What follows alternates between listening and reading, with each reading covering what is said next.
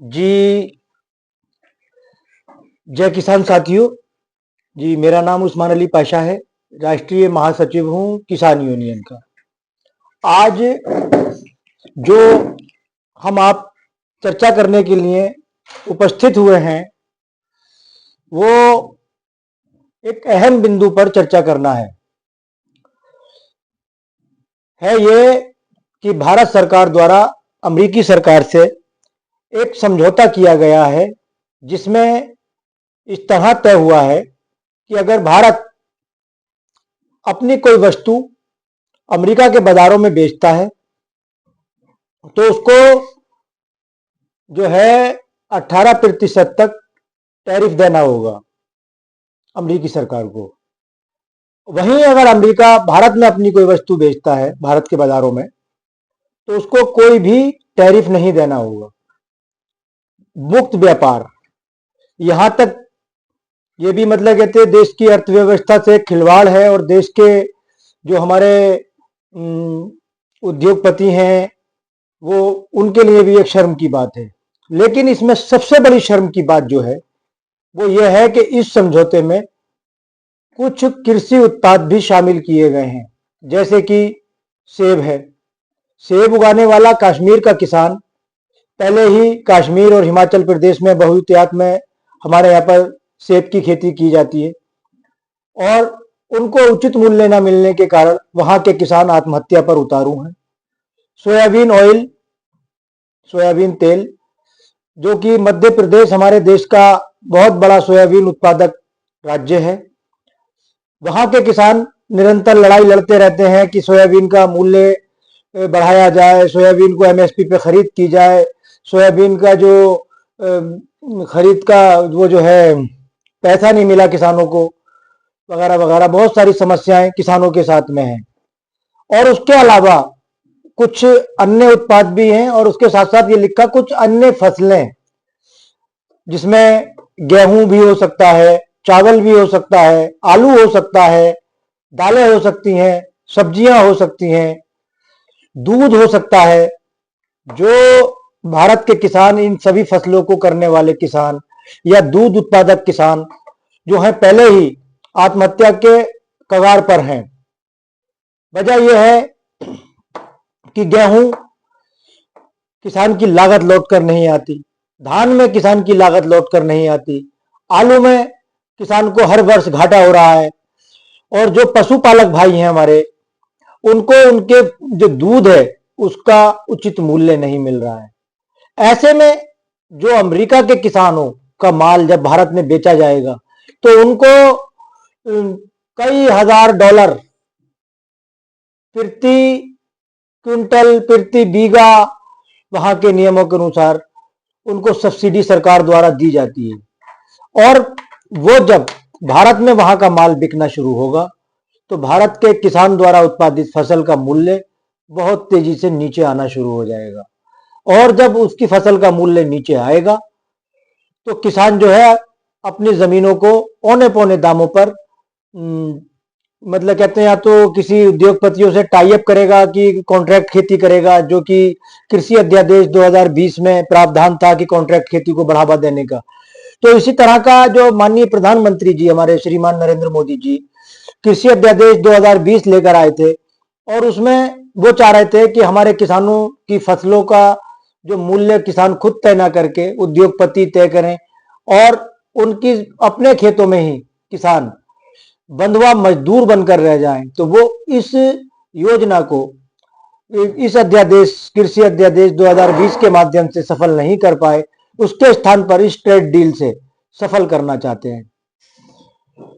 और समझौता भी उस देश के साथ किया गया है जो हमें निरंतर नीचा दिखाने के लिए प्रयास करता रहा है।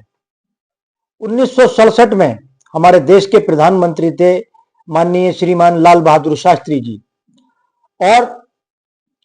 भारत में अकाल पड़ा था जिस कारण यहां पर गेहूं या अन्य फसलें इतनी नहीं थी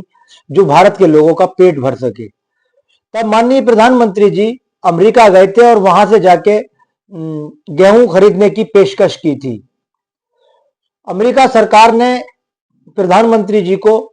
वो गेहूं देना तय किया जो वहां पर सुअरों को खाने के लिए उगाया जाता था, और उसमें भी शर्त यह लगा दी कि यदि आपात स्थिति हुई तो हम अपना गेहूं भारत से वापस मंगा लेंगे।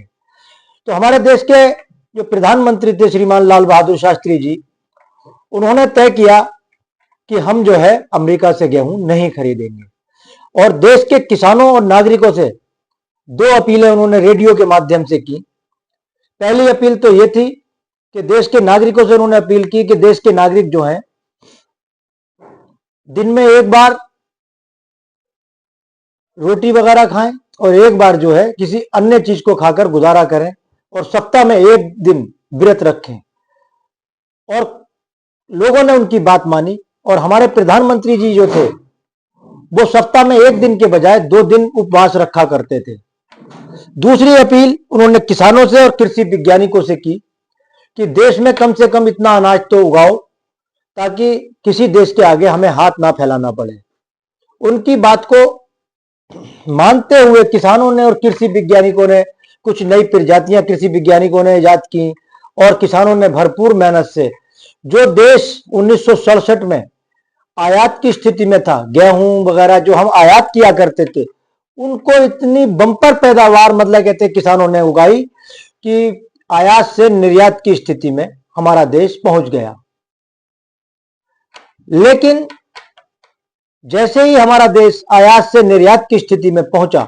तभी से किसानों के बुरे दिन भी शुरू हो गए। कारण क्या था कि उनकी फसलों का वाजिब मूल्य मिलना बंद हो गया। 1967 में जहां 1 क्विंटल गेहूं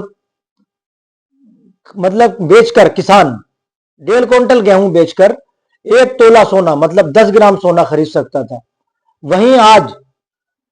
गेहूं का जो मूल्य है 2500 कुछ रुपया है, और सोने का मूल्य 150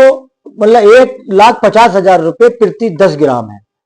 तो आप हिसाब लगाइए कि किसान की आमदनी कहां पर बढ़ी। और ऐसे में भी किसान को बर्बाद करने के लिए सरकार द्वारा जो अमेरिका सरकार से समझौता किया गया है वो नाकाबिले बर्दाश्त है, और इसी के क्रम में संयुक्त किसान मोर्चा द्वारा निर्णय लिया गया है कि देश को एक बार फिर आंदोलन की जरूरत है। लेकिन इस बार आंदोलन खाली किसानों का नहीं है, बल्कि हर भारतीय का आंदोलन है। वजह यह है कि अगर अमेरिकी गेहूं, धान वगैरह या जो भी वस्तुएं भारत में आना शुरू हो गई, तो अभी तो शायद देश के नागरिकों को सस्ता अन्न मिल जाए, कुछ मिल जाए, लेकिन जब यही स्थिति होगी और देश के किसान अपना अन्न उगाना बंद कर देंगे और पूरी तरह से हम आयात पर निर्भर हो जाएंगे, तब आप किसी भी चीज की कीमत जब देखेंगे तो कई गुना होगी। जैसे आप देखिए कि हमारे देश में बहुत कम मात्रा में बादाम की खेती की जाती है, और बादाम जो है अमेरिका के कैलिफोर्निया से सबसे ज्यादा आता है। तो बादाम के बिना तो हम लोग शायद रह लें, लेकिन इसी तरह से अगर मान लीजिएगा कि हमारे देश में कहीं गेहूं पैदा ना हो, चावल पैदा ना हो, और हम पूरी तरह से विदेशी व्यापार पर निर्भर हो जाएं, तो उसका क्या हाल होगा। तो इसीलिए मैं देश के समस्त नागरिकों से अपील करता हूं कि जहां पर भी कोई भी किसान संगठन आंदोलन करता हो, आप उसमें सम्मिलित होइए। और अगर आप कोई एनजीओ चलाते हैं, कोई संगठन चलाते हैं, किसी राजनीतिक पार्टी से जुड़े हैं, तब आप अपने अध्यक्ष को इसके लिए पत्र व्यवहार करें उनसे, और कहें कि आप जो है किसानों का ये आंदोलन कीजिए, इसके किसानों की मांग कीजिए, इस चीज का विरोध कीजिए अमेरिकी ट्रेड डील का। और अपने अपने संगठन के माध्यम से, अपनी राजनीतिक पार्टियों के माध्यम से इस ट्रेड डील का विरोध में अपने अपने जिलों में, अपने अपने राज्यों में, अपने